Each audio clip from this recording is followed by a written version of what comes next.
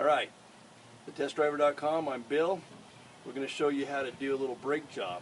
Okay, this is a two-wheel drive GMC truck with 250,000 miles on it. It's pulsating when you hit your brakes, so you know that the rotors are most likely warped.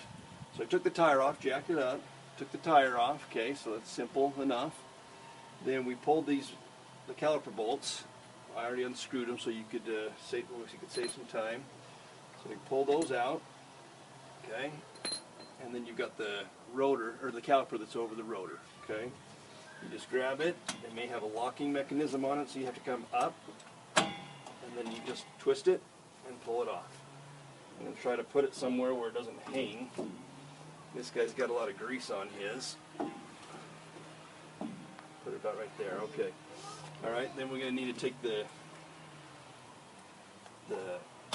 pads off, okay, like so, and then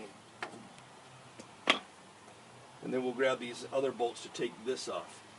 Then we'll just pull this rotor off, and we'll go down to O'Reilly's Auto Parts store and have them turn them, and then we'll come back. Alright, actually before we run down to O'Reilly's to get them turned, I want to show you a little trick.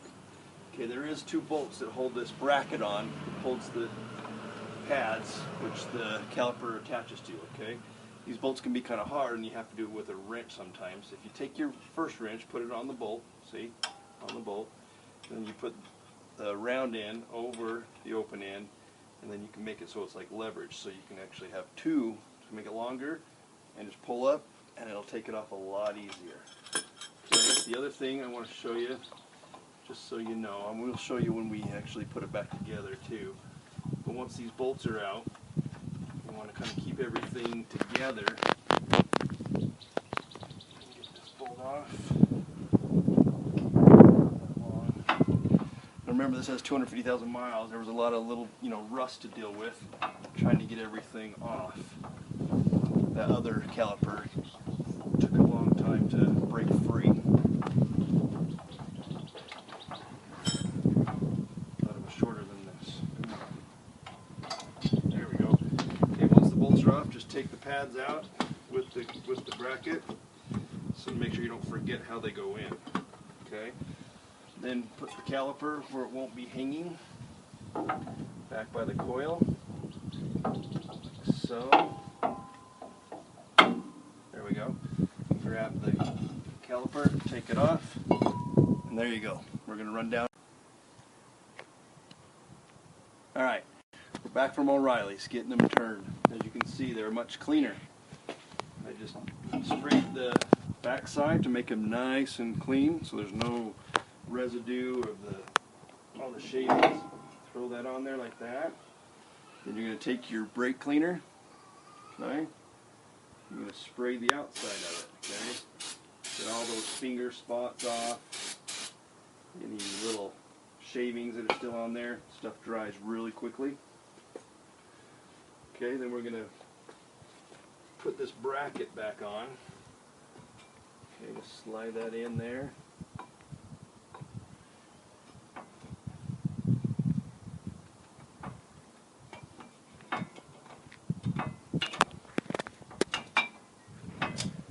So.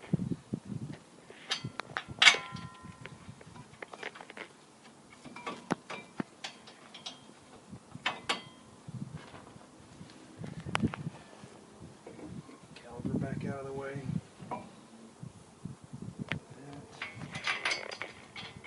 This one back in.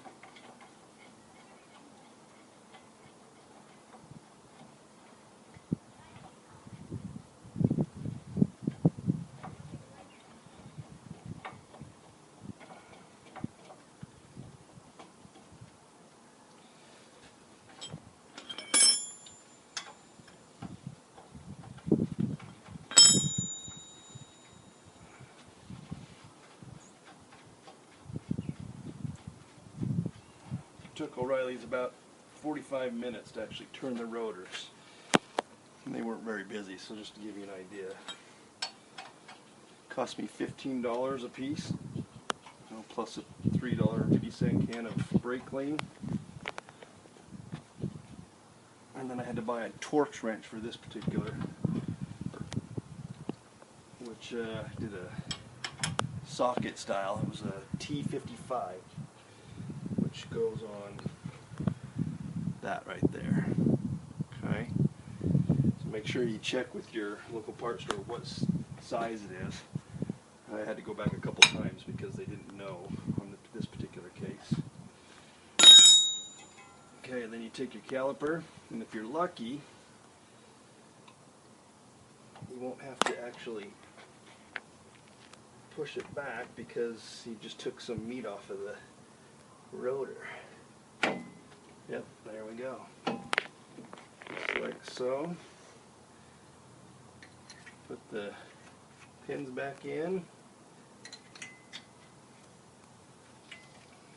Okay, I'm going to put that on and then come back because it's quite noisy, so we'll be right back. Alright, we're back. Alright, as you can see, it's all back together. Just tightened everything up. Now we're just going to put the tire back on the lugs, torque them down to the specifications, so make sure you check your manual. And then we're going to go ahead and do it on the other side.